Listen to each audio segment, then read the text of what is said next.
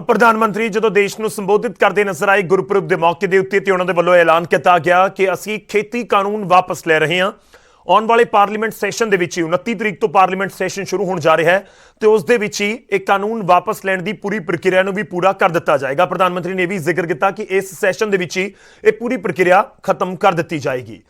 ਇਸ ਦੇ ਉੱਤੇ ਗੱਲਬਾਤ ਕਰਾਂਗੇ। ਇਸ ਸਮੇਂ ਸਾਡੇ ਨਾਲ ਕੁਝ ਮਹਿਮਾਨ ਜੁੜ ਰਹੇ ਨੇ। ਸਾਡੇ ਨਾਲ ਦਵਿੰਦਰ ਸ਼ਰਮਾ ਜੀ ਜੁੜ ਰਹੇ ਨੇ, ਖੇਤੀਬਾੜੀ ਐਕਸਪਰਟ ਨੇ, किसी पछाण के मोहताज नहीं। तो इस दे नाल ही साडे नाल डॉक्टर दर्शनपाल जुड़ रहे हैं, किसान आगू ने। डॉक्टर दर्शनपाल लगातार किसानों के मुद्दों उत्ते केंद्र सरकार दे नाल बाकी धिरां दे नाल गलबात करते रहे ने। वड्डे किसान आगुआं दी लिस्ट दे विच पहली कतार दे विच शामिल होंदे ने। डॉक्टर साहब तुहाडा भी बहुत बहुत स्वागत है। दर्शनपाल जी, मैं तुहाडे तो ही शुरुआत करन जा रहा। पहली स्टेटमेंट तुहाडा रिएक्शन प्रधानमंत्री के ऐलान तो बाद।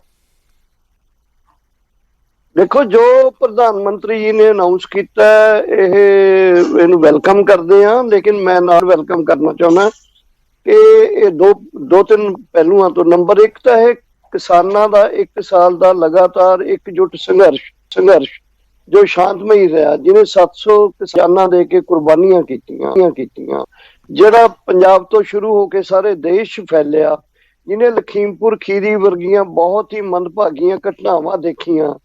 उस किसान दी एक लगातार वधदी हुई जिहड़ा कह लो कि उहदा ताकत है, जिहड़ी उस ताकत ने एक अजिहा माहौल बनाया कि जिहदे विच प्रधानमंत्री जी नूं 3 कानूनां नूं दा फैसला ऐलान करना पिया। दूसरा इहदे च पहलू मैं दसना चाहुंदा कि प्रधानमंत्री जी ने जिस तरीके नाल फैसला वापस लिया है, वो पहली बारी किसान अंदोलन नूं ये श्रेय जांदे। किसान अंदोलन नूं ही यह अज गुरु नानक देव जी के जन्म दिहाड़े के उत्ते इनू सफलता का सेहरा मिलता है कि देश के प्रधानमंत्री ने पहली बार एक्सैप्ट किया कि जेड़े कानून बनाए सी वो कानूनां दे विच चंगा की है असीं समझा नहीं सके लोकां नूं। पर एक दो पहलू ने, ये कानून चंगे सी ये तो हले भी खड़े ने, लेकिन ये समझा नहीं सके लोकां नूं अपनी जिहड़ी ये उन्हां दी विफलता है, जिहड़ी नाकामयाबी है, उन्होंने इन्होंने एक्सैप्ट किया। चंगी गल भी है तां जो कहंदे कि भुल्लिया शाम नूं घरे आ जाए, अपनी विफलता नूं अपनियां जिहड़ियां ओह कामयाबियां उन्होंने एक्सैप्ट कर ले, अगे तो फिर जरूर उन्होंने बंदा ठीक करने की कोशिश करता है। सो इस अंदोलन ने 2 प्राप्तियां कीतियां ने, 3 कानून वापस कराए ने, और इहदी नाल हाकम ने जिहड़े उन्होंने एहसास कराया कि तुसीं हर पासे ही 16 कला संपूर्णी है, तुहाडे विच बहुत सारिया नाकामयाबियां भी ने। ते इहदे लई मैं बधाई देना चाहुंदा साडे पੱਧਰ ਦੇ किसानां नूं, उन्हां दी एकजुटता नूं, उन्हां दे संघर्ष दी लगातारता नूं, उन्हां दा शांतमई तरीके नाल लड़न नूं। डॉक्टर साहब, समाप्ति दा अंदोलन समाप्ति वाले पासे हो? नहीं, देखो इहदे च मैं कहना चाहुंदा कि अंदोलन दी समाप्ति साडे बकायदा किसान संयुक्त किसान मोर्चे दीयां मीटिंगां होणगीਆਂ, ਜਿਹੜੇ 2 ਦੇ महत्वपूर्ण ने। 3 कानून वाला सी ते MSP वाला। MSP ਦੇ ਮਸਲੇ ਦੇ ਉੱਤੇ डिटेल च गलबात होगी। प्रधानमंत्री ने कहा कि कमेटी बनावांगे, टोटल बैठ के, क्योंकि ऐलानां दे नाल नहीं हुंदा, बकायदा एक एग्रीमेंट हुंदे ने, ਜਿਹੜੇ एग्रीमेंट हो के अगे लागू कीते जांदे ने। वो जदों पार्लीमेंट सैशन दे कानून वापस हो जाणगे, जदों MSP दे उत्ते बकायदा रिटन एग्रीमेंट हो जाऊगा, जो असीं मंगिया सी कि पार्लीमेंट दे विच लीगल गारंटी दित्ती जावे सानू MSP किसानां नूं सारियां फसलां दे उत्ते। ओहदे विच किन्ना सामने आउंदा है। उन्हां ने तां कमेटी दी गल करती, लेकिन वो MSP दे उत्ते दे के की देंदे की ने सानू, सो दैट असीं जाके किस्म जोगे होईए कि आ तुहाडी जेब च असीं वापस उन्हां नूं कर रहे 3 कानून MSP दे विच असीं तुहाडे वास्ते आ प्राप्तियां करके लिआए हैं, ते आ बिजली बिल जिहड़ा साडे ते वखरा बोझ पैना करा के आए हैं, ਉਹ ਪ੍ਰਾਪਤੀਆਂ ਤੋਂ ਬਾਅਦ ਹੀ किसान अंदोलन है ਜਿਹੜਾ ਇਹਦਾ ਬਲਕਿ ਉਠਣਗੇ ਆਪਣੇ ਮੋਰਚਿਆਂ ਤੋਂ। ਨਹੀਂ ਤਾਂ ਮੋਰਚੇ ਤੇਜ਼ੀ ਨਾਲ ਵਧ ਰਹੇ ਨੇ, ਵਧਦੇ ਰਹਿਣਗੇ ਜਦੋਂ ਤੱਕ ਕਿ ਹਲੇ ਦਿਨ ਹੈਗੇ ਨੇ ਪਾਰਲੀਮੈਂਟ ਸੈਸ਼ਨ ਤੱਕ ਵੀ। ਪਾਰਲੀਮੈਂਟ ਸੈਸ਼ਨ ਤੋਂ ਪਹਿਲਾਂ ਇਹ ਕੋਈ ਇਸ ਕਿਸਮ ਦਾ ਬਣਾਉਣ, ਪਲੇਟਫਾਰਮ ਬਣਾਉਣ ਜਿੱਥੇ ਡਿਸਕਸ਼ਨ ਹੋ ਕੇ ਮਸਲੇ ਦਾ ਹੱਲ ਹੋ ਸਕੇ। ਖਾਸ ਕਰਕੇ MSP ਦਾ ਗਾਰੰਟੀ ਵਾਲਾ ਕਾਨੂੰਨ ਨਾ ਮਿਲਿਆ ਤਾਂ ਧਰਨਾ ਜਾਰੀ ਰਹੇਗਾ। देखो, मैनू ये मेरी पर्सनल राय है, लेकिन असी ਬਾਕੀ ਜਥੇਬੰਦੀਆਂ ਦੀ ਰਾਏ ਹੈ, ਮੇਰੀ ਜਥੇਬੰਦੀ ਦੀ ਰਾਏ ਹੈ।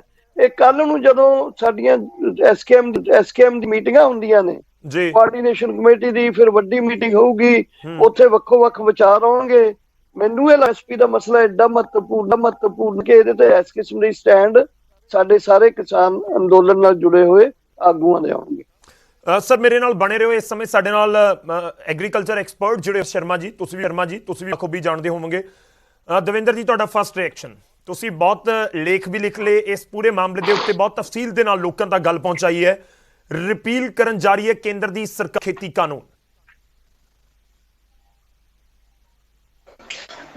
कोई शक कि बहुत ही ऐतिहासिक डिसीजन है। डिसीजन इस करके मैं ऐतिहासिक कह रहा क्योंकि दुनिया की सबसे लंबी प्रोटेस्ट जी है ਉਹਦੇ ਬਾਅਦ ਕਿਸਾਨਾਂ ਨੇ ਮਜਬੂਰ ਕੀਤਾ ਸਰਕਾਰ ਨੂੰ ਕਿ ਉਹ ਉਹਨਾਂ ਦੀ ਇੱਕ ਡਿਮਾਂਡ ਜਿਹੜੀ ਹੈਗੀ ਕਿ ਤਿੰਨੋਂ ਲਾਜ਼ ਨੂੰ ਰਿਪੀਲ ਕੀਤਾ ਜਾਏ, ਉਹਨੂੰ ਉਹਨਾਂ ਨੇ ਐਕਸੈਪਟ ਕੀਤਾ ਹੈਗਾ।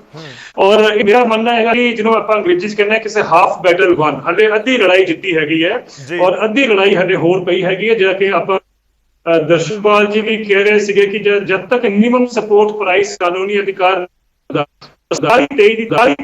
फसलों का जिहदे एमएसपी अनाउंस हुंदा उन्हां सारी फसलों के उपर तब तक मैनूं लगता है कि ये लॉ रिपील करन दे नाल जिहड़ा हैगा खेती दा संकट है वो खत्म नहीं हुंदा हैगा, क्योंकि लॉ रिपील करन नाल ਇਹਦਾ ਮਤਲਬ ਹੈ ਕਿ ਖੇਤੀ ਦਾ ਸੰਕਟ ਤਾਂ ਉਸਾਂ ਹੀ ਬਰਕਰਾਰ ਰਹੇਗਾ ਔਰ ਉਹਦੇ ਵਿੱਚੋਂ ਕਿਸਾਨਾਂ ਨੂੰ ਕੱਢਣਾ ਹੋਏਗਾ ਕਿ ਐਮਐਸਪੀ ਤੇ ਕਾਨੂੰਨੀ ਅਧਿਕਾਰ ਬਣਾਉਣਾ ਬਹੁਤ ਜ਼ਰੂਰੀ ਹੈ ਕਿ ਇਸ ਐਮਐਸਪੀ ਤੋਂ ਥੱਲੇ ਦੇਸ਼ ਵਿੱਚ कोई खरीद नहीं होएगी, यानी चाहे प्राइवेट सेक्टर हो, चाहे एपीएमसी के माध्यम से हो, चाहे प्राइवेट कंपनियां करना, सब नो उस एमएसपी तो थल्ले खरीद करन दा जिहड़ा हैगा प्रोविजन वो बंद करना चाहिए हैगा। सो मतलब कि ये जब तक नहीं हो पाएगा तब तक खेती का जिहड़ा संकट है उसदा कोई समाधान नहीं निकल पाएगा। सर एक होर चीज़, क्योंकि प्रैक्टिकली पॉसिबल है, ਜਦੋਂ ਅਮਿਤ ਸ਼ਾਹ ਦੇ ਨਾਲ ਮੁਲਾਕਾਤ ਕਿਸਾਨਾਂ ਦੀ ਹੋਈ ਸੀ ਤਾਂ ਉਸ ਸਮੇਂ ਉਹਨਾਂ ਨੇ ਜ਼ਿਕਰ ਕੀਤਾ ਸੀ, ਕਿਸਾਨ ਬਾਹਰ ਆ ਕੇ ਦੱਸਦੇ ਨੇ, ਡਾਕਟਰ ਸਾਹਿਬ ਬੈਠੇ ਨੇ, ਉਹਨਾਂ ਨਾਲ ਮੈਂ ਗੱਲ ਕਰਾਂਗਾ।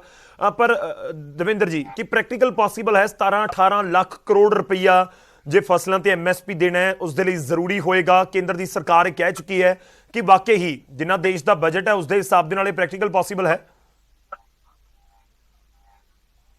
देखो, जब सुप्रीम कोर्ट ने डबल बर्निंग के ऊपर एक कमेंट विच अपने सीगा कि अद्धे तो ज्यादा पोल्यूशन जिहड़ा हैगा मीडिया ने फैलाया होया है और ये सानू जानना बहुत जरूरी है कि वही मीडिया जिहड़ा हैगा खेती के कानूनों बारे भी एक बहुत बड़ा पोल्यूशन फैला के रखा होया है कि भाई ये पैसा कित्थों आएगा, ये पॉसिबल, जिस तरह तुसीं एक सवाल तुसीं भी कीता हैगा। जनरली लोग समझते कि जब एक साल पहले किसी ने सोचा सीगा कानून भी है कि वापिस हो जाएंगे ਤਾਂ ਵੀ ਇਹੀ ਕਿਹਾ ਜਾਂਦਾ ਸੀਗਾ ਕਿ ਖਾਲਿਸਤਾਨੀ ਹੈਗੇ, ਐਂਟੀ ਨੈਸ਼ਨਲ ਹੈਗੇ, ਕਿਸਾਨ ਇਹਨਾਂ ਦੀ ਗੱਲ ਨਹੀਂ ਸੁਣੀ ਜਾਣੀ ਚਾਹੀਦੀ ਹੈ ਕਿ ਸਾਰੀ ਗੱਲਾਂ ਕਹੀਆਂ, ਲੇਕਿਨ ਕਿਸਾਨਾਂ ਨੇ ਸਰਕਾਰ ਨੂੰ ਮਜਬੂਰ ਕਰਾਤਾ ਕਿ ਉਹਨੂੰ ਵਾਪਸ ਲੈਣੇ ਪਏ ਲਾਅ। ਔਰ ਮੈਨੂੰ ਲੱਗਦਾ ਕਿ ਜਿਹੜਾ ਮਿਨੀਮਮ ਸਪੋਰਟ ਪ੍ਰਾਈਸ ਜਿਹੜਾ ਲੀਗਲ ਕਰਨ ਦੀ ਜ਼ਰੂਰਤ ਹੈ ਕਿ ਉਹ ਹੀ ਇੱਕ ਰਸਤਾ ਹੈਗਾ ਜਿਹਨੂੰ ਰਿਫਾਰਮ ਕਹਿੰਦੇ ਹੈਗੇ ਆ, ਉਹੀ ਇੱਕ ਰਿਫਾਰਮ ਹੈਗਾ। ਇਹ ਹੁਣ ਸਾਨੂੰ ਸਮਝਣਾ ਹੈਗਾ। ਜੋ ਤੁਸੀਂ ਪਹਿਲੇ ਗੱਲ ਕਹਿ ਰਹੇ ਸੀਗੇ ਕਿ ਪ੍ਰਧਾਨ ਮੰਤਰੀ ਨੇ ਕਿਹਾ ਜਾਂ ਸਰਕਾਰ ਵੀ ਕਹਿ ਰਹੀ ਹੈ, कृषि मंत्री ने भी कहा कि ਅਸੀਂ अपनी गल्लां लोकां ਨੂੰ नहीं समझा पाए, मैं इहनूं दूसरे तरीके नाल देखदा है। मैं कहा सरकार ਇਹ ਸਮਝ नहीं पाई कि किसानां ਦੀ ਜ਼ਰੂਰਤ ਕੀ ਹੈਗੀ। ਇੱਕ ਸਾਲ ਉਹਨਾਂ ਨੇ ਵੇਚ ਕਰਤਾ, ਮੈਂ ਕਹਾਂਗਾ ਉਸ ਦਿਨ ਕਿਸਾਨ ਕੀ ਗੱਲ ਕਰ ਰਹੇ ਹੈਗੇ, ਕਿਉਂ ਉਹਨਾਂ ਦੀ ਜ਼ਰੂਰਤ ਹੈ ਕਿ ਐਮਐਸਪੀ ਨੂੰ ਲੀਗਲ ਕੀਤਾ ਜਾਏ। ਇਹ ਸਰਕਾਰ ਦੀ ਫੇਲਿਅਰ ਦੀ ਇੱਕ ਨਿਸ਼ਾਨੀ ਹੈਗੀ ਹੈ। ਸੋ ਹੁਣ ਅਸੀਂ ਸਮਝਾ ਨਹੀਂ ਪਾਏ, ਸਮਝਾਣਾ ਤੁਸੀਂ ਕੀ ਸੀਗਾ ਜਦ ਸਾਰੀ ਦੁਨੀਆ ਵਿੱਚ ਇਹ ਜੇ ਮਾਰਕੀਟ ਰਿਫਾਰਮਸ ਜਿਹੜੇ ਐਗਰੀਕਲਚਰ ਵਿੱਚ ਹੈਗੇ ਫੇਲ ਹੋ ਗਏ ਹੈ, ਚਾਹੇ ਅਮੀਰ ਦੇਸ਼ ਹੈਗੇ ਚਾਹੇ ਗਰੀਬ ਦੇਸ਼ ਹੈਗੇ ਹੈ, ਤਾਂ ਤੁਸੀਂ ਕਿਸ ਤਰ੍ਹਾਂ ਸਾਡੇ ਦੇਸ਼ ਦੇ ਕਿਸਾਨਾਂ ਨੂੰ ਵਿਸ਼ਵਾਸ ਦਿਲਾ ਰਹੇ ਸੀਗੇ ਕਿ ਤੁਹਾਡੇ ਵਾਸਤੇ ਬੜੇ ਫਾਇਦੇਮੰਦ ਹੋਣਗੇ। ਔਰ ਕਿਸਾਨ ਸਮਝਦੇ ਸੀਗੇ, ਕਿਸਾਨ ਨੂੰ ਬੜੇ ਬਾਰੀਕੀ ਦਾ ਸਮਝ ਸੀਗੀ, ਉਹਨਾਂ ਨੇ ਉੱਠ ਕੇ ਸਵਾਲ ਕੀਤੇ ਹੈਗੇ। ਇਹੀ ਇਹਨਾਂ ਨੂੰ ਬੜਾ ਅਚੰਭਾ ਲੱਗਿਆ ਸਰਕਾਰਾਂ ਨੂੰ ਕਿ ਕਿਸਾਨਾਂ ਨੂੰ ਕਿਸ ਤਰ੍ਹਾਂ ਇਹ ਸਮਝ ਆ ਗਈ ਹੈਗੀ ਹੈ। ਇਹ ਅਲੱਗ ਗੱਲ ਹੈ ਕਿ ਮੀਡੀਆ ਨੇ ਬੜਾ ਕਨਫਿਊਜ਼ਨ ਪਾਉਣ ਦੀ ਜ਼ਰੂਰ ਪੇਸ਼ ਕੀਤੀ ਹੈ, ਕੋਸ਼ਿਸ਼ ਕੀਤੀ ਹੈ, ਲੇਕਿਨ ਕਿਸਾਨ ਫਿਰ ਵੀ ਆਪਣੀ ਜਗ੍ਹਾ ਤੇ ਅਡਿੱਗ ਰਹੇ। ਉਹਨਾਂ ਨੇ ਜੋ ਅੱਜ ਦਿਖਾਇਆ ਇਤਿਹਾਸਿਕ ਹੈ ਹੀ ਹੈ। ਮੀਡੀਆ ਨਾਲ ਤੁਸੀਂ ਕਾਫੀ ਗੁੱਸੇ ਲੱਗਦੇ ਹੋ। ਚਲੋ ਕੋਈ ਗੱਲ ਨਹੀਂ। ਮੇਰਾ ਸਵਾਲ ਇਸ ਕਰਕੇ ਵੀ ਸੀ ਕਿ ਮੈਂ ਥੋੜਾ ਐਗਜ਼ਾਮਪਲ ਦੇ ਨਾਲ ਦੁਬਾਰਾ ਪੁੱਛਾਂ। ਪੰਜਾਬ ਦਾ ਕਰੀਬ 1.5 ਲੱਖ ਕਰੋੜ ਦਾ ਬਜਟ ਹੈ। ਸਰ ਮੈਂ ਇੱਕ ਐਗਜ਼ਾਮਪਲ ਛੋਟੀ ਦੇ ਰਿਹਾ, ਤੁਸੀਂ ਇਹਨਾਂ ਚੀਜ਼ਾਂ ਨੂੰ ਬਖੂਬੀ ਸਮਝਦੇ ਹੋ। 1.5 ਲੱਖ ਕਰੋੜ ਦਾ ਕਰੀਬ ਪੰਜਾਬ ਦਾ ਬਜਟ ਹੈ। ਪੰਜਾਬ ਦੇ ਕਿਸਾਨਾਂ ਦੇ ਸਿਰ ਜਿਹੜਾ ਕਰਜ਼ਾ ਦੱਸਿਆ ਜਾਂਦਾ ਉਹ 90,000 ਕਰੋੜ ਤੋਂ 1 ਲੱਖ ਕਰੋੜ ਹੈ। ਤਾਂ ਜੇ ਬਜਟ 1.5 ਲੱਖ ਕਰੋੜ ਦਾ ਹੈ ਤੇ 1 ਲੱਖ ਕਰੋੜ ਦੇ ਕਰਜ਼ੇ ਨੇ ਤਾਂ ਉਹ ਪ੍ਰੈਕਟੀਕਲੀ ਜ਼ਿਕਰ ਹੁੰਦਾ ਕਿ ਉਹ 1 ਲੱਖ ਕਰੋੜ ਸਰਕਾਰ ਕਿਵੇਂ ਮਾਫ ਕਰ ਦੇਗੀ। ਇਸ ਕਰਕੇ ਦੇਖੋ ਤੁਸੀਂ ਪਿਛਲੇ 4.5 ਸਾਲ ਦੇ ਵਿੱਚ 4,4500 4600 ਕਰੋੜ ਰੁਪਇਆ ਮਾਫ ਹੋਇਆ ਹੈ। ਮੈਂ ਇਸ ਕਰਕੇ ਪੁੱਛ ਰਿਹਾ ਸੀ ਕਿ ਇਹ ਚੀਜ਼ ਜ਼ਰੂਰ ਲੋਕ ਵੀ ਜਾਣਨਾ ਚਾਹੁੰਦੇ ਹੋਣਗੇ ਨਾ ਕਿ ਵਾਕਈ ਕਿਸ ਤਰੀਕੇ ਨਾਲ ਪੋਸੀਬਲ ਹੋ ਸਕਦਾ ਹੈ, ਕਿ ਵਾਕਈ ਕੋਈ ਨਾ ਕੋਈ ਵੇ ਹੈ ਕਿ ਡਾਇਰੈਕਟਲੀ ਜਾ ਕੇ ਐਮਐਸਪੀ ਦੇ ਉੱਤੇ ਸਾਰੀ ਖਰੀਦਦਾਰੀ ਹੋ ਜਾਵੇ? ਸਰਕਾਰ ਕੋਲ ਪੈਸਾ ਤਾਂ ਹੋਣਾ ਚਾਹੀਦਾ। ਨਹੀਂ, ਉਹਦੇ ਚ ਮੈਨੂੰ ਲੱਗਦਾ, ਮੈਂ ਦੇਖੋ ਜੋ ਤੁਸੀਂ ਗੱਲ ਕਹਿਣਾ ਕੀਤੀ ਚਾਹੁੰਦਾ ਬੜੀ ਕਿ ਇੰਪੋਰਟੈਂਟ ਹੈਗੀ, ਉਹਨੂੰ ਸਮਝਣਾ। ਮੈਂ ਡਾਕਟਰ ਸਾਹਿਬ ਆਇਆ ਤੁਹਾਡੇ ਕੋਲ, ਮੈਂ ਛੋਟਾ ਜਿਹਾ ਕਮੈਂਟ ਲੈ ਲਵਾਂ ਇੱਕ ਵਾਰੀ ਦਵਿੰਦਰ ਮੈਨੂੰ ਦਰਸ਼ਨਪਾਲ ਜੀ ਜੀ ਮੈਂ ਇਹ ਕਹਿਣਾ ਚਾਹੁੰਦਾ ਹੈਗਾ ਕਿ ਪਹਿਲੀ ਗੱਲ ਤਾਂ ਇਹੀ ਇੱਕ ਜਿਹੜਾ ਭਰਮ ਫੈਲਾਇਆ ਗਿਆ ਹੈ ਦੇਸ਼ ਵਿੱਚ, ਉਹੀ ਤੁਹਾਨੂੰ ਸਮਝਣਾ ਬੜਾ ਜ਼ਰੂਰੀ ਹੈ ਕਿ 17 ਲੱਖ ਕਰੋੜ ਰੁਪਇਆ ਕਿਹਨੇ ਫਿਗਰ ਲੈ ਕੇ ਆਇਆ? ਕਿਸਨੇ ਪੁੱਛਿਆ? ਕੌਣ ਫਿਗਰ ਲੈ ਕੇ ਆਇਆ ਕਿ 17 ਲੱਖ ਕਰੋੜ ਰੁਪਏ ਸਰਕਾਰ ਦੇ ਉੱਪਰ ਨੁਕਸਾਨ ਹੋਏਗਾ? ਤੁਸੀਂ ਜਿਹੜੇ ਐਨਾਲਿਸਿਸ ਹੋਏ ਉਹਦੇ ਹਿਸਾਬ ਨਾਲ ਅਗਰ ਸਰਕਾਰ ਨੂੰ ਸਾਰੀ ਫਸਲਾਂ ਤੇ ਇੰਸ਼ੋਰ ਕਰਨਾ ਪਏ ਕਿ 1.5 ਲੱਖ ਐਮਐਸਪੀ ਖਰੀਦ ਨਹੀਂ ਹੋਏਗੀ ਤਾਂ ਮਾत्र 1.5 ਲੱਖ ਕਰੋੜ ਰੁਪਏ ਦਾ ਖਰਚਾ ਬਣਦਾ ਹੈ ਸਾਲ। ਔਰ ਇਹ ਅਖਬਾਰਾਂ ਵਿੱਚ ਛਪੇ ਹੋਏ ਐਨਾਲਿਸਿਸ ਸਭ ਜਾਣਦੇ ਹੈਗੇ। ਦੇਖिए ਕਿ ਇੰਡਸਟਰੀ ਦਾ ਪ੍ਰੋਪੇਗੈਂਡਾ ਸੀਗਾ ਕਿ ਭਾਈ ਇੰਨਾ ਪੈਸਾ ਕਿੱਥੋਂ ਆਏਗਾ ਸਰਕਾਰ ਕੋਲ। ਇੱਕ ਗੱਲ ਤਾਂ ਇਹ ਜਵਾਬ ਉਹਦਾ ਹੋ ਗਿਆ। ਦੂਸਰੀ ਗੱਲ ਇਹ ਹੈ ਕਿ ਇਹ ਕਿਹਾ ਜਾਂਦਾ ਹੈ ਕਿ ਭਾਈ ਕਿਸਾਨਾਂ ਦੇ ਉੱਪਰ ਜਿਹੜਾ ਕਰਜ਼ਾ ਮਾਫ ਹੁੰਦਾ ਹੈ। ਦੇਖੋ ਬੜਾ ਇੰਟਰਸਟਿੰਗ ਹੈ, ਕਾਰਪੋਰੇਟ ਦਾ ਪਿਛਲੇ 8 ਸਾਲਾਂ ਵਿੱਚ 10 ਲੱਖ ਕਰੋੜ ਰੁਪਇਆ ਮਾਫ ਹੋ ਗਿਆ। ਕਿਸੇ ਨੇ ਬੋਲਿਆ ਪੈਸਾ ਕਿੱਥੋਂ ਆਏਗਾ? कोई नहीं पूछता कि भाई फिजिकल डेफिसिट बढ़ेगा या नहीं बढ़ेगा। लेकिन किसानों का 2 लाख करोड़ रुपए माफ किया है पिछले 4 साल में। ड्रामा साहब ऐसा कितों आएगा, ये पैसा व्यर्थ जा जाएगा। ये जब तक असं समझांगे नहीं कि हो की रहा हैगा कि तुसी अमीर नो अमीर बनाने की नीतियां लेके चल रहे होगे, तब तक किससे सोल्यूशन निकल पाएगा। हुण जो तुसी गल कर रहे किसानां दी, हुण देखो मार्च विच पार्लीमेंट में एक स्टेटमेंट किसानां दे उपर हिंदुस्तान च 17 लाख करोड़ रुपए का खर्चा करता। फिर तुसी देखो एक स्टडी है सरकार दी अपनी जिहड़ा कहते 2019 ਦਾ, ਉਹ ਕਹਿੰਦਾ ਕਿ ਖੇਤੀ ਵਿੱਚੋਂ ਕਿਸਾਨ ਦੀ ਆय ਜਿਹੜੀ ਹੈਗੀ 27 ਰੁਪਏ ਪ੍ਰਤੀ ਦਿਨ ਹੈਗੀ ਹੈ। 27 ਰੁਪਏ ਪ੍ਰਤੀ ਦਿਨ ਸਾਨੂੰ ਦੇਸ਼ ਨੂੰ ਨਹੀਂ ਚਾਹੀਦੀ। ਜਿਹੜਾ ਅੰਨਦਾਤਾ ਸਾਡਾ ਪੇਟ ਭਰਦਾ ਉਹ ਸਿਰਫ 27 ਰੁਪਏ ਖੇਤੀ ਚੋਂ ਮਿਲਦਾ ਹੈ। कभी चर्चा होती है इस गल ते कि क्यों ਅਸੀਂ एक ऐसा समाधान नहीं कर सकते, रस्ता नहीं कर सकते कि भी किसानां ਨੂੰ ਤੁਸੀਂ ਇੱਕ ਡਾਇਰੈਕਟ ਇਨਕਮ ਸਪੋਰਟ ਜਾਂ ਤੁਸੀਂ ਕਿਸਾਨਾਂ ਨੂੰ ਇੱਕ ਇੱਕ ਜਿਹੜਾ ਪੈਟਰਨ ਹੈ ਮਿਨੀਮਮ ਸਪੋਰਟ ਪ੍ਰਾਈਸ ਉਹ ਥੱਲੇ ਤੁਸੀਂ ਬੈਨ ਕਰ ਦਿਓ, ਕਿਸੇ ਨੂੰ ਖਰੀਦ ਨਹੀਂ ਹੋਏਗੀ। ਸਰਕਾਰ ਨੂੰ ਨਹੀਂ ਖਰੀਦਣਾ, ਜੋ भी खरीदेगा उस एमएसपी के प्राइस तो ऊपर खरीदे। ठीक है डॉक्टर साहब इस दे उत्ते कुछ कहना चाह रहे सी डॉक्टर दर्शनपाल जी? ਨਹੀਂ, ਮੈਂ ਕਹਿ ਰਿਹਾ ਕਿ ਮੈਂ ਉਹਨਾਂ ਨੇ ਕਰਤੀ ਕਲੀਅਰ ਕਿ 17 ਤੋਂ 18 ਲੱਖ ਕਰੋੜ ਰੁਪਏ ਦੀ ਜਿਹੜੀ ਫਿਗਰ ਹੈ, ਇਹ ਫਿਗਰ ਕਿਉਂ ਕਿਵੇਂ ਕਿਹਨੇ ਲਿਆਂਦੀ ਹੈ, ਇਹ ਬਹੁਤ ਹੀ ਇਹਦੀ ਅਕਾਊਂਟੇਬਿਲਟੀ ਆਉਣੀ ਚਾਹੀਦੀ ਹੈ। ਕਿਉਂਕਿ ਮੈਂ ਥੋੜਾ ਜਿਹਾ ਵਿਚਾਲੇ ਰੁਕਦੇ ਹਾਂ, ਸ਼ਾਇਦ ਨਾਮ ਗਲਤ ਚੱਲ ਰਹੇ, ਇੱਕ ਵਾਰ ਟੀਮ ਜ਼ਰੂਰ ਦੇਖ ਲੈ। ਡਾਕਟਰ ਸਾਹਿਬ ਤੁਸੀਂ ਕੰਪਲੀਟ ਕਰ ਲਓ। ਕਿਉਂਕਿ ਜੋ ਚੀਜ਼ ਖਰੀਦੀ ਜਾਂਦੀ ਹੈ ਅੱਗੇ ਵਿਕਦੀ ਵੀ ਹੈ। ਬਹੁਤ ਸਾਰੇ ਅਰਥਸ਼ਾਸਤਰੀਆਂ ਨੇ ਇਹਦੇ ਅੰਕੜੇ ਕੱਢੇ ਨੇ। ਉਹ ਅੰਕੜੇ ਕੱਢ ਕੇ ਉਹਨਾਂ ਨੇ ਕੱਲੀ ਫਸਲ ਦਾ ਪਿਛਲੇ ਸਾਲਾਂ ਦੇ ਵਿੱਚ ਜੋ ਖਰੀਦ ਹੋਈ ਹੈ, ਉਹ ਖਰੀਦ ਤੋਂ ਬਾਅਦ ਜੋ ਵੇਚੀ ਗਈ ਹੈ, ਉਹਨਾਂ ਨੇ 1.5 ਲੱਖ ਤੋਂ ਲੈ ਕੇ 2 ਲੱਖ ਕਰੋੜ ਤੱਕ ਦੀ ਹੀ ਸਰਕਾਰ ਦੇ ਉੱਤੇ ਬੋਝ ਪੈਂਦਾ, ਨਾ ਕਿ 17 ਤੋਂ 18 ਲੱਖ ਕਰੋੜ ਰੁਪਏ ਦਾ। ਬਿਲਕੁਲ ਗਲਤ ਫਿਗਰ ਹੈ ਇਹ। ਇਸ ਕਰਕੇ ਜਦੋਂ ਸਰਕਾਰ ਇਹ ਝੂਠ ਬੋਲਦੀ ਹੈ ਤਾਂ ਟੋਟਲ ਕੀਮਤ ਬਣਦੀ ਹੈ ਸਾਰੇ ਅਨਾਜ ਦੀ, ਸਾਰੀਆਂ ਫਸਲਾਂ ਦੀ, ਕਿ ਉਹ ਵਿਕਦੀਆਂ ਨਹੀਂ ਹੈ। ਬਾਅਦ ਚ ਫਸਲਾਂ ਜਿਹੜੀਆਂ ਜਾ ਕੇ ਵਿਕਦੀਆਂ ਨੇ, ਜਿਹੜਾ ਮਾੜਾ ਮੋਟਾ ਕੋਈ ਨੁਕਸਾਨ ਹੁੰਦਾ ਗਡਾਊਨਾਂ ਦੇ ਵਿੱਚ ਹੋਰਾਂ ਦੇ ਵਿੱਚ, ਉਹਨੂੰ ਕੱਢ ਵੀ ਦਈਏ ਤਾਂ ਸਾਰਾ ਜਿਹੜਾ ਖਰਚਾ ਹੈ ਸਰਕਾਰ ਦੇ ਉੱਤੇ ਬਹੁਤਾ ਬੋਝ ਨਹੀਂ ਆਉਂਦਾ। ਇਹ ਝੂਠੀ ਫਿਗਰ ਹੈ, ਗਲਤ ਫਿਗਰ ਹੈ। ਠੀਕ ਹੈ ਡਾਕਟਰ ਸਾਹਿਬ ਸਾਡੇ ਨਾਲ ਬਣੇ ਰਹੋ। ਇਸ ਸਮੇਂ ਸਾਡੇ ਨਾਲ ਬੀਜੇਪੀ ਦੇ ਆਗੂ ਹਰਜੀਤ ਗਰੇਵਾਲ ਵੀ ਜੁੜ ਰਹੇ ਨੇ। ਗਰੇਵਾਲ ਸਾਹਿਬ ਤੁਹਾਡੇ ਬਿਆਨ ਪਹਿਲਾਂ ਵੀ ਆਏ ਨੇ, ਅਸੀਂ ਸੁਣਵਾਈ ਨਿਊਜ਼ 18 ਪੰਜਾਬ ਦੇ ਉੱਤੇ, ਪਰ ਕਿਸਾਨ ਆਗੂ ਕਹਿ ਰਹੇ ਨੇ ਕਿ ਖੇਤੀ ਕਾਨੂੰਨ ਵਾਪਸ ਲੈਣਾ ਸਾਡੀ ਇੱਕ ਮੰਗ ਸੀ ਤੇ ਪੈਰਲਰ ਜਿਹੜੇ ਐਮਐਸਪੀ ਨੇ ਉਸ ਦੇ ਉੱਤੇ ਵੀ ਅਸੀਂ ਚਾਹੁੰਦੇ ਹਾਂ ਕਿ ਕਾਨੂੰਨ ਬਣੇ, ਉਹ ਵੀ ਸਾਡੀ ਮੰਗ ਹੈ ਤੇ ਉਹ ਮੰਗ ਅੱਜ ਵੀ ਸਟੈਂਡ ਕਰਦੀ ਹੈ। ਬਿਜਲੀ ਸੋਧ ਬਿੱਲ ਜਿਹੜੇ ਲਿਆਂਦੇ ਉਹਨਾਂ ਦੇ ਉੱਤੇ ਵੀ ਸਾਡੀ ਮੰਗ ਸਟੈਂਡ ਕਰਦੀ ਹੈ ਤੇ ਇਸ ਕਰਕੇ ਉਹਨਾਂ ਦਾ ਜਦੋਂ ਤੱਕ ਕੋਈ ਫੈਸਲਾ ਨਹੀਂ ਹੁੰਦਾ, ਹਿੱਲਾ ਨਹੀਂ ਹੁੰਦਾ ਰਹੇਗਾ। ਗਰੇਵਾਲ ਸਾਹਿਬ ਜਾਰੀ ਰੱਖਣਾ ਜੀ, ਉਹਦੀ ਗੱਲ ਅਲੱਗ ਆ। ਅੱਜ ਸਭ ਤੋਂ ਪਹਿਲਾਂ ਤਾਂ ਸ਼੍ਰੀ ਗੁਰੂ ਨਾਨਕ ਦੇਵ ਜੀ ਦੇ ਪ੍ਰਕਾਸ਼ ਪਰਬ ਦੀਆਂ ਸਭ ਨੂੰ ਬਹੁਤ ਬਹੁਤ ਵਧਾਈਆਂ ਜੀ। ਔਰ ਗੁਰੂ ਨਾਨਕ ਦੇਵ ਸਭ ਨੂੰ ਸਦਬੁੱਧੀ ਬਖਸ਼ਣ ਔਰ ਰਹਿਮ ਕਰਨ ਸਾਰਿਆਂ ਤੇ। ਦੂਸਰੀ ਗੱਲ ਜਿਹੜੀ ਮੈਂ ਕਹਿਣੀ ਚਾਹੁੰਦਾ ਉਹ ਇਹ ਆ ਕਿ ਲੋਕਤੰਤਰ ਦੀ ਖੂਬਸੂਰਤੀ ਹੈ ਕਿ ਅੱਜ ਪ੍ਰਧਾਨ ਮੰਤਰੀ ਜੀ ਨੇ ਕਾਨੂੰਨ ਵਾਪਸ ਲਏ ਨੇ ਔਰ ਇਹਦੇ ਲਈ ਪ੍ਰਧਾਨ ਮੰਤਰੀ ਜੀ ਦਾ ਬਹੁਤ ਬਹੁਤ ਧੰਨਵਾਦ।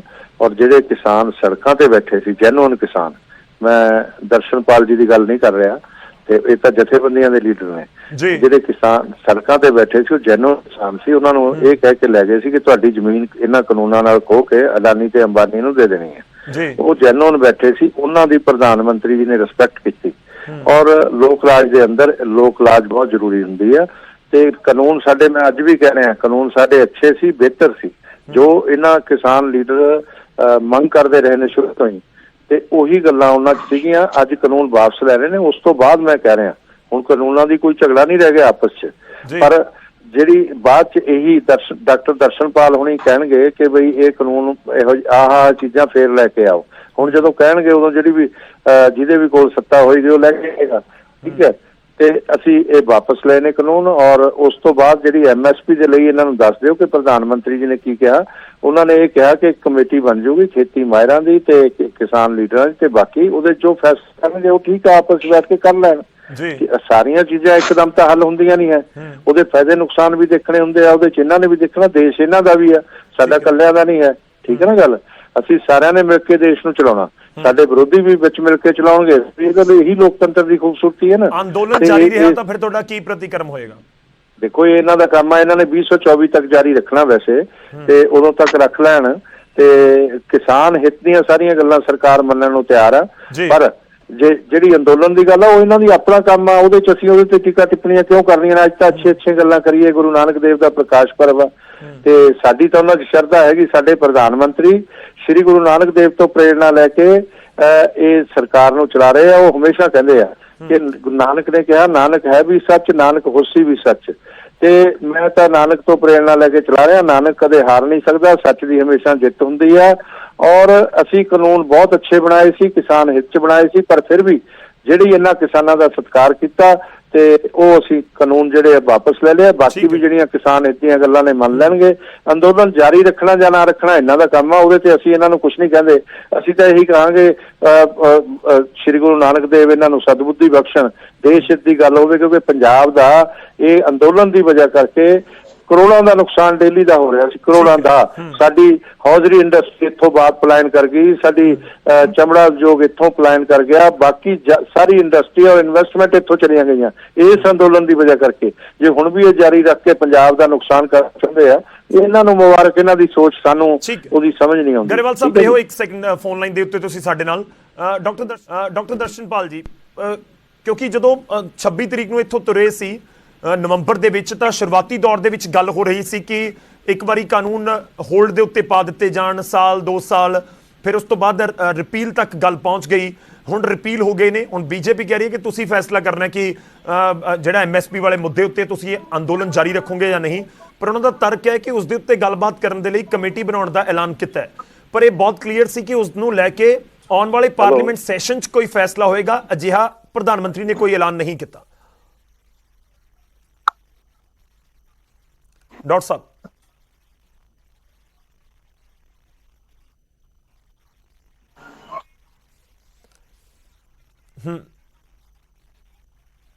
ਦਰਸ਼ਨਪਾਲ ਜੀ ਸ਼ਾਇਦ ਤੁਸੀਂ ਮਿਊਟ ਕਰ ਦਿੱਤਾ, ਆਵਾਜ਼ ਨਹੀਂ ਆ ਰਹੀ ਤੁਹਾਡੀ।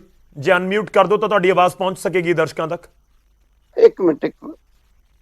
ਹਾਂਜੀ ਹੁਣ ਠੀਕ ਹੈ। ਹਾਂਜੀ ਬਿਲਕੁਲ ਸਭ ਮੈਂ ਕਹਿ ਰਿਹਾ ਸੀ ਵੀ ਮੈਂ ਇਹ ਕਹਿ ਰਿਹਾ ਸੀ ਕਿ ਜੇ ਅੰਦੋਲਨ ਦਾ ਅਸੀਂ ਮੁੱਢਲਾ ਮੰਗ ਪੱਤਰ ਦੇਖੀਏ ਜੋ ਖੇਤੀਬਾੜੀ ਮੰਤਰੀ ਤੇ ਉਦੋਂ ਦੇ ਰੇਲਵੇ ਮਿਨਿਸਟਰ ਨੂੰ ਦਿੱਤਾ ਗਿਆ ਸੀ, ਉਦੋਂ ਬਹੁਤ ਕਲੀਅਰ ਕੱਟ ਪਹਿਲੇ ਦਿਨ ਹੀ ਮੈਨੂੰ ਯਾਦ ਹੈ ਵਿਗਿਆਨ ਭਵਨ ਦੇ ਵਿੱਚ ਡਿਸਕਸ਼ਨ ਹੋਈ ਸੀ MSP ਨੂੰ ਲੈ ਕੇ ਤੇ 3 ਕਾਨੂੰਨਾਂ ਨੂੰ ਲੈ ਕੇ। ਮੈਨੂੰ ਇਹ ਲੱਗਦਾ ਕਿ ਜੋ ਆਪਣੇ ਦਵਿੰਦਰ ਸ਼ਰਮਾ ਜੀ ਨੇ ਕਿਹਾ ਕਿ ਦੇਸ਼ ਦੇ ਵਿੱਚ ਕਿਸਾਨੀ ਦਾ ਸੰਕਟ ਬੇਸਿਕਲੀ ਕਾਨੂੰਨ ਤੋਂ ਪਿਛਲੇ ਸਾਲ ਆਏ ਨੇ। ਦੇਸ਼ ਦੇ ਵਿੱਚ ਕਿਸਾਨੀ ਦਾ ਸੰਕਟ ਤੇ ਕਿਸਾਨਾਂ ਦੀਆਂ ਖੁਦਕਸ਼ੀਆਂ ਦਾ ਜਿਹੜਾ ਦੌਰ ਹੈ, ਇਹ ਬੇਸਿਕਲੀ ਕਿਸਾਨਾਂ ਨੂੰ ਆਰਥਿਕ ਤੌਰ ਤੇ ਜੋ ਮਾਰ ਪਈ ਹੈ ਨਵੀਆਂ ਪਾਲਿਸੀਆਂ ਕਰਕੇ, ਉਹਦੇ ਵਿੱਚ ਕਿਸਾਨ ਖੁਦਕਸ਼ੀਆਂ ਕਰ ਰਹੇ ਨੇ। ਤੇ ਉਹ ਕਿਸਾਨਾਂ ਦੀਆਂ ਖੁਦਕਸ਼ੀਆਂ ਤੇ ਕਰਜ਼ਾ ਜਿਹੜਾ ਜੁੜੇ ਹੋਏ ਨੇ ਆਪਸ ਚ, ਤੇ ਉਹਨਾਂ ਨੂੰ ਆਮਦਨ ਕਿੰਨੀ ਹੁੰਦੀ ਹੈ ਹਰ 6 ਮਹੀਨੇ ਬਾਅਦ, ਉਹ ਇੱਕ ਇੰਪੋਰਟੈਂਟ ਯਾਰਡਸਟਿਕ ਹੈ। ਜਦੋਂ ਤੱਕ ਉਹਨਾਂ ਦੀ ਆਮਦਨ ਨਹੀਂ ਵਧਾਈ ਜਾਊਗੀ ਤੇ ਆਮਦਨ ਵਧਾਉਣ ਦੇ ਤੌਰ ਤਰੀਕਿਆਂ ਨੂੰ ਫਾਈਂਡ ਆਊਟ ਨਹੀਂ ਕੀਤਾ ਜਾਊਗਾ, ਉਹਨਾਂ ਤੇ ਉਂਗਲ ਰੱਖ ਕੇ ਉਹਨਾਂ ਲਈ ਨਹੀਂ ਅਸੀਂ ਬੋਲਾਂਗੇ। ਕੇਵਲ ਇਹ ਗੱਲ ਕਹਿ ਕੇ ਵੀ ਹੁਣ ਤਾਂ ਇਹਨਾਂ ਦੀ ਮਰਜ਼ੀ ਹੈ, ਅੰਦੋਲਨ ਕਰ ਲੈਣ, ਅੰਦੋਲਨ ਨੁਕਸਾਨ ਕਰਾਉਂਦੇ ਨੇ। ਇਹ ਕਿਸਾਨ ਸਾਰੇ ਦੇਸ਼ ਦੇ ਕੀ ਸਾਡੇ ਨਹੀਂ ਹੈਗੇ? ਦੇਸ਼ ਕੋਈ ਇਕੱਲਾ ਜੀਓਗ੍ਰਾਫੀ ਥੋੜਾ ਹੁੰਦਾ, ਦੇਸ਼ ਕੋਈ ਹੱਦਾਂ ਨਾਲ ਥੋੜਾ ਹੁੰਦਾ, ਦੇਸ਼ ਲੋਕਾਂ ਨਾਲ ਹੁੰਦਾ। ਜੇ ਲੋਕ ਦੇਸ਼ ਦੇ ਪਰੇਸ਼ਾਨ ਨੇ, ਕਰਜ਼ੇ 'ਚ ਨੇ, ਖੁਦਕਸ਼ੀਆਂ ਕਰ ਰਹੇ ਨੇ, ਤਾਂ ਉਹ ਦੇਸ਼ ਆਪਣਾ ਕਹਿ ਕੇ ਉਹਨਾਂ ਲੋਕਾਂ ਵੱਲ ਦੇਖਣਾ ਚਾਹੀਦਾ। ਜੇ ਅਸੀਂ ਉਹਨਾਂ ਦੀ ਗੱਲ ਕਰਦੇ ਹਾਂ ਵੀ ਉਹ ਕਰਜ਼ੇ 'ਚ ਨੇ, ਖੁਦਕਸ਼ੀਆਂ ਕਰ ਰਹੇ ਨੇ, ਉਹਨਾਂ ਦੀ MSP ਤਾਂ ਇਹ ਜੀ ਅੰਦੋਲਨ ਕਰਨਾ ਚਾਹੁੰਦੇ ਨੇ, ਇਹ ਕੀ ਮਤਲਬ ਹੋਇਆ? ਜੇ ਅੰਦੋਲਨ ਇੱਕ ਜੈਨੂਇਨ ਚੀਜ਼ ਤੇ ਹੋ ਰਿਹਾ ਹੈ, ਉਹ ਜੈਨੂਇਨ ਮੁੱਦੇ ਨੂੰ ਦੇਖਣ ਦੀ ਬਜਾਏ ਅੰਦੋਲਨਕਾਰੀਆਂ ਤੇ ਉਂਗਲ ਰੱਖੀ ਜਾਣਾ ਇਹ ਠੀਕ ਨਹੀਂ ਹੈ। ਉਹ ਮੁੱਦੇ ਬਾਰੇ ਬੋਲੋ ਕਿ ਮੁੱਦਾ ਗਲਤ ਹੈ ਕਿ ਠੀਕ ਹੈ। ਅਗਰ ਉਹ ਮੁੱਦਾ ਠੀਕ ਹੈ ਤਾਂ ਉਸ ਮੁੱਦੇ ਦੇ ਉੱਤੇ ਉਹ ਮੇਰੀ ਜ਼ਿੰਮੇਵਾਰੀ ਵੀ ਹੈ, ਪ੍ਰਧਾਨ ਮੰਤਰੀ ਦੀ ਜ਼ਿੰਮੇਵਾਰੀ ਹੈ, ਗਰੇਵਾਲ ਸਾਹਿਬ ਦੀ ਵੀ ਜ਼ਿੰਮੇਵਾਰੀ ਹੈ, ਮੀਡੀਆ ਦੀ ਜ਼ਿੰਮੇਵਾਰੀ ਹੈ ਕਿ ਉਸ ਮੁੱਦੇ ਦੇ ਉੱਤੇ ਜਿਹੜਾ ਸਾਡੇ ਦੇਸ਼ ਦੇ ਕਿਸਾਨੀ ਲਈ ਇੱਕ ਗਲੇ ਦਾ ਫੰਦਾ ਬਣਿਆ ਹੋਇਆ ਉਹਦੇ ਉੱਤੇ ਕਿਉਂ ਨਾ ਆਵਾਜ਼ ਉਠਾਈ ਜਾਵੇ। ਅਸੀਂ ਉਦੋਂ ਤੱਕ ਉਠਾਉਂਦੇ ਰਵਾਂਗੇ ਜਦ ਤੱਕ ਦਮ ਹੈ ਜ਼ਿੰਦਗੀ, ਬਲਕਿ ਜਾਨ ਹੈ, ਜਦ ਤੱਕ ਸਾਡੀ ਜ਼ੁਬਾਨ ਚੱਲਦੀ ਹੈ। ਇੱਥੇ ਆਵਾਜ਼ ਉਠਾਉਂਦੇ ਰਵਾਂਗੇ। ਕਿਸਾਨੀ ਨਾਲ ਸੰਬੰਧ ਰੱਖਦੇ ਆ, ਕਿਸਾਨ ਜਥੇਬੰਦੀ 'ਚ ਕੰਮ ਕਰਦੇ ਆ, ਇਹ ਸਾਡੀ ਜ਼ਿੰਮੇਵਾਰੀ ਹੈ ਕਿ ਅਸੀਂ ਉਠਾਈਏ ਤੇ ਆਵਾਜ਼। ਚਲੋ ਮੈਂ ਇੱਕ ਛੋਟਾ ਜਿਹਾ ਸਟੇਟਮੈਂਟ ਦਵਿੰਦਰ ਜੀ ਤੁਹਾਡੇ ਤੋਂ ਲੈਣਾ ਹੈ। ਦੇਖੋ ਬੀਜੇਪੀ ਦੇ ਆਗੂ ਉਸੇ ਪੁਆਇੰਟ ਦੇ ਉੱਤੇ ਹੁਣ ਵੀ ਸਟੈਂਡ ਕਰ ਰਹੇ ਨੇ। ਗਰੇਵਾਲ ਸਾਹਿਬ ਸਾਡੇ ਨਾਲ ਜੁੜੇ, ਉਹ ਕਹਿੰਦੇ ਨੇ ਕਿ ਅਸੀਂ ਅੱਜ ਵੀ ਕਹਿੰਦੇ ਹਾਂ ਅਸੀਂ ਕਾਨੂੰਨ ਵਾਪਸ ਲੈ ਰਹੇ ਹਾਂ, ਹੁਣ ਤਾਂ ਕੋਈ ਦਿੱਕਤ ਨਹੀਂ ਰਹੀ ਕਾਨੂੰਨਾਂ ਵਾਲੀ ਕਿ ਕਾਨੂੰਨ ਠੀਕ ਸੀ, ਪਰ ਸਵਾਲ ਇਹ ਵੀ ਹੈ ਕਿ ਰਿਫਾਰਮਸ ਦੀ ਜ਼ਰੂਰਤ ਸਾਰੇ ਕਹਿੰਦੇ ਨੇ ਕਿ ਹੈ ਖੇਤੀਬਾੜੀ ਦੇ ਵਿੱਚ, ਖੇਤੀ ਸੈਕਟਰ ਦੇ ਵਿੱਚ, ਤਾਂ ਫਿਰ ਉਸ ਦੀ ਰੂਪਰੇਖਾ ਕੀ ਹੋਵੇ ਕਿ ਵਾਕਈ ਇਹ ਕਾਨੂੰਨ ਬਿਲਕੁਲ ਇਸ ਤਰ੍ਹਾਂ ਦੇ ਸੀਗੇ ਕਿ ਰਿਫਾਰਮ ਵਾਲੇ ਪਾਸੇ ਤਾਂ ਆਪਾਂ ਜਾ ਹੀ ਨਹੀਂ ਸਕਦੇ ਸੀ, ਜਾਂ ਤੁਹਾਨੂੰ ਲੱਗਦਾ ਹੈ ਕਿ ਇਹਨਾਂ ਦੇ ਵਿੱਚੋਂ ਕੁਝ ਪਾਰਟ ਲੈ ਕੇ ਹੁਣ ਦੁਬਾਰਾ ਕਾਨੂੰਨਾਂ ਬਾਰੇ ਵਿਚਾਰਾਂ ਕਰਨ ਦੀ ਜ਼ਰੂਰਤ ਹੈ ਤਾਂ ਹੀ ਰਿਫਾਰਮਸ ਆਉਣਗੇ? ਦੇਖੋ ਸਭ ਤੋਂ ਪਹਿਲਾਂ ਇੰਪੋਰਟੈਂਟ ਗੱਲ ਸਮਝ, ਰਿਫਾਰਮ ਦਾ ਮਤਲਬ ਕੀ ਹੁੰਦਾ ਹੈ? ਰਿਫਾਰਮ ਦਾ ਮਤਲਬ ਪ੍ਰਾਈਵੇਟਾਈਜੇਸ਼ਨ ਨਹੀਂ ਹੁੰਦਾ ਹੈ। ਤੁਹਾਨੂੰ ਕਿਹਨੇ ਕਿਹਾ ਕਿ ਰਿਫਾਰਮ ਦਾ ਮਤਲਬ ਪ੍ਰਾਈਵੇਟਾਈਜੇਸ਼ਨ ਹੈ? ਔਰ ਇਹ और बीजेपी सब जगह बोलते आए कि रिफॉर्म बड़ा जरूरी है। सब मानते हैं कि रिफॉर्म बहुत जरूरी है।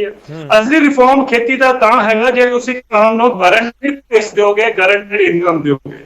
क्योंकि जिस रिफॉर्म की असीं गल कर रहे हैं, जे तुसीं सवाल पूछिया हैगा, रिफॉर्म सारी दुनिया विच हो बीजेपी ने किस पर्सन क्वेश्चन उतारा, मतलब चैलेंज में कर रहा है कि मैं 10 दिन दुनिया में केड़े देश में केड़ी फसल में किसानां नूं इनकम बढ़ी है उन्हां दी मार्केट रिफॉर्म्स लेके आने के बाद। मैंने दस दो कि एक एग्जांपल दे दो। जब फेल हो चुकी है रिफॉर्म सारी दुनिया में, तुसीं वही रिफॉर्म लेके चिपका के कट एंड पेस्ट करके इंडिया में कहंदे असीं रिफॉर्म लेके आ रहे हैं। यही एक साल जो बीत गया इसी क्राइसिस में बीत गया कि लोग मनने को तैयार नहीं सी कि रिफॉर्म असली की होना चाहिए खेती का। सरकार ने अगर मान लिया है कि साडी 3 लॉ रिपील करने हैं, तो घट घट हुण तां मान लो कि तुसीं जो दस रहे सी वो गलत सीगा। ये जानना बहुत जरूरी सीगा। और ये क्योंकि रिफॉर्म जो असली है दुनिया में किसानों को चाहिए, हिंदुस्तान च नहीं, वो ये है कि मिनिमम सपोर्ट प्राइस नो कानूनी अधिकार बनाया जाए, गारंटेड किया जाए। ये है असली रिफॉर्म। तुसीं समझो कि रिफॉर्म मतलब ये नहीं कि सिर्फ प्राइवेट कंपनियां खरीदन तां रिफॉर्म होंदा है, पर रिफॉर्म मतलब होंदा है उन्हें इंप्रूव किया जाए, ठीक किया जाए ताकि किसान नो लंबे अरसे विच भी इकोनॉमिकली वायबल किया जाए, उन्हें एक इनकम प्रॉफिटेबल इनकम मिले। और एमएसपी नो लीगल ही हैगी है। सो मेरा एक पॉलिसी मेकर्स नो एक सुझाव है कि घट तो घट हुण तां मन जाओ कि जो तुसीं दस रहे सीगे वो गलत सी, तुसीं किसान नो समझण वास्ते 1 साल विच फेल हो गए। 1 साल फेल हो गए। जे तुसीं पहले किसान की गल सुन ली होंदी तां एक संगठन ਜਿਹੜਾ ਅਸੀਂ देख रहे हैं क्राइसिस खड़ा है पहले निपट जाना सीगा। सो ये ਜਿਹੜੀ ਇੱਕ ਜਿੱਤ ਅੜੇ ਰਹੇ और वो गलत जित ਸੀਗੀ क्योंकि ਅਸੀਂ ਜਾਣਦੇ मैं ਤੁਹਾਨੂੰ जिस तरह दस्सिया कि किते भी दुनिया ਵਿੱਚ मार्केट रिफॉर्म्स एग्रीकल्चर ਵਿੱਚ कामयाब नहीं होएगा। ਚਲੋ ਠੀਕ ਹੈ ਸਰ, ਤੁਸੀਂ ਰਿਫਾਰਮ ਦਾ ਲਗਾਤਾਰ ਜ਼ਿਕਰ ਕਰ ਰਹੇ ਹੋ ਤਾਂ ਵਾਕਈ ਤੁਸੀਂ ਐਮਐਸਪੀ ਦੇ ਉੱਤੇ ਜ਼ਿਆਦਾ ਫੋਕਸ ਕਰ ਰਹੇ ਹੋ ਕਿ ਜੇ ਐਮਐਸਪੀ ਦੀ ਕਾਨੂੰਨੀ ਗਾਰੰਟੀ ਮਿਲ ਜਾਂਦੀ ਹੈ ਤਾਂ ਇੱਕ ਰਿਫਾਰਮ ਦੇ ਵੱਲ ਕਦਮ ਹੋਏਗਾ। ਡਾਕਟਰ ਦਰਸ਼ਨਪਾਲ ਜੀ, ਮੈਂ ਵਾਪਸ ਉਸ ਪੁਆਇੰਟ ਦੇ ਉੱਤੇ ਆਉਣਾ, ਜਾਣਕਾਰੀ ਦੇਵੋ ਕੋਈ ਐਸਕੇਐਮ ਨੇ ਮੀਟਿੰਗ ਸੱਦ ਲਈ ਹੋਵੇ ਇਸ ਐਲਾਨ ਤੋਂ ਬਾਅਦ, ਕਦੋਂ ਕੋਈ ਮੀਟਿੰਗ ਹੋਣ ਜਾ ਰਹੀ ਹੈ? ਕਿਉਂਕਿ ਲੋਕ ਇੰਤਜ਼ਾਰ ਕਰ ਰਹੇ ਨੇ ਕਿ ਐਸਕੇਐਮ ਤੁਸੀਂ ਬੈਠੋ, ਬਲਬੀਰ ਸਿੰਘ ਰਾਜੇਵਾਲ ਬੈਠਣ, ਇੱਕ ਸਾਂਝੀ ਪ੍ਰੈਸ ਕਾਨਫਰੰਸ ਹੋ ਕੇ ਇੱਕ ਅਫੀਸ਼ੀਅਲ ਸਟੇਟਮੈਂਟ ਐਸਕੇਐਮ ਦੀ ਆਵੇ। ਕੱਲ ਸਾਡੀ ਮੀਟਿੰਗ, ਅੱਜ ਅਸੀਂ ਜ਼ੂਮ ਤੇ ਕੁਝ ਲੋਕ ਜੁੜਾਂਗੇ ਜੀ, ਕੱਲ ਨੂੰ ਬਕਾਇਦਾ ਫਿਜ਼ੀਕਲ ਮੀਟਿੰਗ ਹੋਊਗੀ ਸਾਡੀ, ਸਾਡੇ ਕੋਆਰਡੀਨੇਸ਼ਨ ਕਮੇਟੀ ਦੀ ਵੀ ਤੇ ਸਾਡੀ ਮੇਨ ਬੋਡੀ ਜੋ ਹੈ ਐਸਕੇਐਮ ਦੀ। ਕੱਲ ਪੂਰਾ ਦਿਨ ਸਾਡਾ ਇਹਨਾਂ ਮੀਟਿੰਗਾਂ ਚੱਲੂਗਾ ਤੇ ਕੱਲ ਸਾਡੀਆਂ ਜਿਹੜੀਆਂ ਫਾਈਨਲ ਸਟੇਟਮੈਂਟਸ ਨੇ ਇਹਦੇ ਵਾਸਤੇ ਕੱਲ ਸ਼ਾਮ ਤੱਕ ਅਸੀਂ ਜਾਰੀ ਕਰ ਦਾਂਗੇ। ਤੇ ਮੈਂ ਐਡੀਸ਼ਨ ਉਹ ਕਰਨ ਰਿਫਾਰਮ ਦੇ ਉੱਤੇ ਇੱਕ ਗੱਲ ਐਡ ਕਰਨੀ ਚਾਹੁੰਦਾ ਸੀ। ਬਿਲਕੁਲ ਜੀ, ਕਿ ਸ਼ਰਮਾ ਜੀ ਇਹ ਰਿਫਾਰਮ ਤਾਂ ਹੈਗੇ ਨੇ, ਬਟ ਰਿਫਾਰਮ ਕਿਹਦੇ ਹੱਕ 'ਚ ਨੇ ਉਹ ਇੰਪੋਰਟੈਂਟ ਗੱਲ ਹੈ। ਇਹ ਰਿਫਾਰਮ ਜੋ ਪ੍ਰੈਜ਼ੈਂਟ ਸਿਸਟਮ ਹੈ ਉਹਨੂੰ ਕਿਸਾਨਾਂ ਦੇ ਹੱਕ 'ਚ, ਰੂਰਲ ਏਰੀਆ ਦੇ ਲੋਕਾਂ ਦੇ ਹੱਕ 'ਚ ਨਾ ਕਰਕੇ ਇਹ ਰਿਫਾਰਮ ਕਰਨਾ ਚਾਹੁੰਦੇ ਨੇ ਫॉर ਦਾ ਕਾਰਪੋਰੇਟ, ਫॉर ਦਾ ਮਤਲਬ ਕਿ ਪ੍ਰਾਈਵੇਟ ਕੈਪੀਟਲ। ਇਹ ਉਹਨਾਂ ਨੂੰ ਉਹ ਰਿਫਾਰਮ ਲੱਗਦੇ ਨੇ। ਅਸੀਂ ਆਪਾਂ ਇਹਨਾਂ ਰਿਫਾਰਮ ਦੇ ਨਾਲ ਅਸੀਂ ਤਾਂ ਸਹਿਮਤ ਨਹੀਂ ਹੈਗੇ, ਸਾਨੂੰ ਇਹ ਰਿਫਾਰਮ ਨਹੀਂ ਚਾਹੀਦੇ। ਤੇ ਸਰ ਮੈਂ ਉਸ ਪੁਆਇੰਟ ਦੇ ਉੱਤੇ ਵਾਪਸ ਆਵਾਂ, ਤੁਸੀਂ ਕਹਿ ਰਹੇ ਹੋ ਕਿ ਕੱਲ ਮੀਟਿੰਗ ਹੋਵੇਗੀ ਪਰ ਡਾਕਟਰ ਦਰਸ਼ਨਪਾਲ ਦਾ ਨਿੱਜੀ ਤੌਰ ਤੇ ਕੀ ਇਸ ਸਮੇਂ ਸਟੇਟਮੈਂਟ ਹੈ ਜਾਂ ਬਿਆਨ ਹੈ, ਤੁਹਾਨੂੰ ਲੱਗਦਾ ਹੈ ਕਿ ਸਮਾਪਤੀ ਵਾਲੇ ਪਾਸੇ ਜਾਣਾ ਚਾਹੀਦਾ ਹੁਣ, ਜਾਂ ਜਦੋਂ ਤੱਕ ਐਮਐਸਪੀ ਨੂੰ ਲੈ ਕੇ ਸਥਿਤੀ ਸਪਸ਼ਟ ਨਹੀਂ ਹੁੰਦੀ ਜਾਰੀ ਰਹੇ ਅੰਦੋਲਨ? ਇਸ ਅੰਦੋਲਨ ਨੂੰ ਸ਼ੁਰੂ ਕਰਨ ਵਾਲੀਆਂ ਜਥੇਬੰਦੀਆਂ ਦੇ ਵਿੱਚੋਂ, ਜਿਨ੍ਹਾਂ ਨੇ ਮੰਦਸੌਰ ਦੇ ਵਿੱਚੋਂ ਇੱਕ ਕੁੱਲ ਹਿੰਦ ਕਿਸਾਨ ਸੰਘਰਸ਼ ਤਾਲਮੇਲ ਕਮੇਟੀ ਬਣਾ ਕੇ ਪੰਜਾਬ ਦੇ ਵਿੱਚ ਫਿਰ ਇੰਡੀਆ ਦੇ ਵਿੱਚ ਅੰਦੋਲਨ ਗਿਆ, ਉਹਦੇ ਚ ਅਸੀਂ 2 ਮੁੱਦਿਆਂ ਤੇ ਅੰਦੋਲਨ ਸ਼ੁਰੂ ਕੀਤਾ ਸੀ। ਉਹ ਸੀ ਕਰਜ਼ਾ ਮੁਕਤੀ ਤੇ ਪੂਰਾ ਦਾਮ। ਵੱਡੇ ਵੱਡੇ ਇਕੱਠ, ਪੂਰਾ ਦਾਮ, ਕਰਜ਼ਾ ਮੁਕਤੀ, ਮੀਨ ਐਮਐਸਪੀ ਦੀ ਗਰੰਟੀ ਵਾਲਾ ਕਾਨੂੰਨ ਤੇ ਕਰਜ਼ੇ ਤੋਂ ਮੁਕਤੀ ਵਾਲਾ ਕਾਨੂੰਨ। ਅਸੀਂ ਪ੍ਰਾਈਵੇਟ ਬਿੱਲ ਬਣਾ ਕੇ ਦਿੱਤੇ ਸੀ ਪਾਰਲੀਮੈਂਟ ਦੇ ਵਿੱਚ, ਉਹ ਰਜਿਸਟਰ ਵੀ ਹੋ ਗਏ ਸੀ ਬਿੱਲ, ਲੇਕਿਨ ਪੇਸ਼ ਨਹੀਂ ਹੋਏ। ਦੂਸਰੀ ਗੱਲ ਮੈਂ ਫਿਰ ਇਹ ਕਹਿਣਾ ਚਾਹੁੰਦਾ ਹਾਂ ਕਿ 3 ਕਾਨੂੰਨ ਵਾਲਾ ਮਸਲਾ ਤਾਂ ਕਰੋਨਾ ਲਾਕਡਾਊਨ ਦੇ ਦੌਰਾਨ ਸਾਡੇ ਤੇ ਥੋਪਿਆ ਗਿਆ ਜੀ। ਕਰਜ਼ਾ ਮੁਕਤੀ ਪੂਰਾ ਦਾਮ ਦੇਸ਼ ਦੇ ਵਿੱਚ ਕਿਸਾਨ ਦੀ ਕਿਸਾਨ ਦੇ ਪੱਖ 'ਚ ਰਿਫਾਰਮ ਕਰਨ ਵਾਸਤੇ ਅਸੀਂ ਅੰਦੋਲਨ ਲੜ ਰਹੇ ਸੀ, ਉਹਦੇ ਸਾਡਾ ਨਵਾਂ ਇਸ਼ੂ ਆ ਗਿਆ ਹੈ। ਇਸ ਕਰਕੇ ਐਮਐਸਪੀ ਦਾ ਇਸ਼ੂ, ਮੈਂ ਜਿਵੇਂ ਪਹਿਲਾਂ ਕਿਹਾ, ਐਮਐਸਪੀ ਦਾ ਇਸ਼ੂ ਮੇਰੇ ਲਈ, ਮੇਰੀ ਜਥੇਬੰਦੀ ਲਈ ਇੱਕ ਇੰਪੋਰਟੈਂਟ ਮੁੱਦਾ ਹੈ। ਐਸਕੇਐਮ ਦੇ ਵਿੱਚ ਵੀ ਅਸੀਂ ਰੱਖਾਂਗੇ ਕਿ ਜਦ ਤੱਕ ਐਮਐਸਪੀ ਦੇ ਮੁੱਦੇ ਤੇ ਕੋਈ ਨਹੀਂ ਸਾਨੂੰ ਗਰੰਟੀ ਮਿਲਦੀ, ਸਾਨੂੰ ਇਹ ਅੰਦੋਲਨ ਆਪਣਾ ਜਾਰੀ ਰੱਖਣਾ ਚਾਹੀਦਾ। ਦੈਟ ਇਜ਼ ਮਾਈ ਦਰਸ਼ਨਪਾਲ ਤੇ ਉਹਦੀ ਜਥੇਬੰਦੀ ਦੀ ਵਿਊ ਨੇ।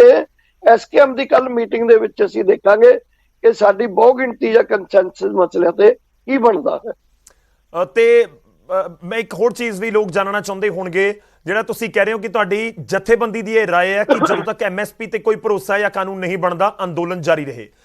ਪਰ ਦੂਜੀ ਗੱਲ ਹੈ ਕਿ ਪ੍ਰਧਾਨ ਮੰਤਰੀ ਨੇ ਇਸ ਸੈਸ਼ਨ ਦੇ ਵਿੱਚ ਜ਼ਿਕਰ ਨਹੀਂ ਕੀਤਾ। ਉਹਨਾਂ ਨੇ ਕਿਹਾ ਕਿ ਕਮੇਟੀ ਬਣਾ ਦੇਵਾਂਗੇ, ਇਸ ਸੈਸ਼ਨ ਦੇ ਵਿੱਚ 3 ਕਾਨੂੰਨ ਰੱਦ ਹੋ ਜਾਣਗੇ, ਐਮਐਸਪੀ ਦੀ ਮੰਗ ਦੇ ਉੱਤੇ ਇੱਕ ਕਮੇਟੀ ਬਣ ਜਾਏਗੀ। ਮਤਲਬ ਇਸ ਆਉਣ ਵਾਲੇ ਸੈਸ਼ਨ ਦੇ ਵਿੱਚ ਉਸ ਦੇ ਉੱਤੇ ਕੋਈ ਕਾਨੂੰਨ ਬਣ ਜਾਏਗਾ, ਉਸ ਦੀ ਚਾਂਸਿਸ ਬਹੁਤ ਘੱਟ ਨੇ। ਤਾਂ ਜੇਕਰ ਪ੍ਰਧਾਨ ਮੰਤਰੀ ਦਾ ਭਰੋਸਾ ਹੈ ਕਾਨੂੰਨ ਵਾਪਸ ਲੈ ਲੈਣੇ, ਤੁਹਾਨੂੰ ਲੱਗਦਾ ਫਿਰ ਵੀ ਅੰਦੋਲਨ ਜਾਰੀ ਰੱਖਣਾ ਚਾਹੀਦਾ?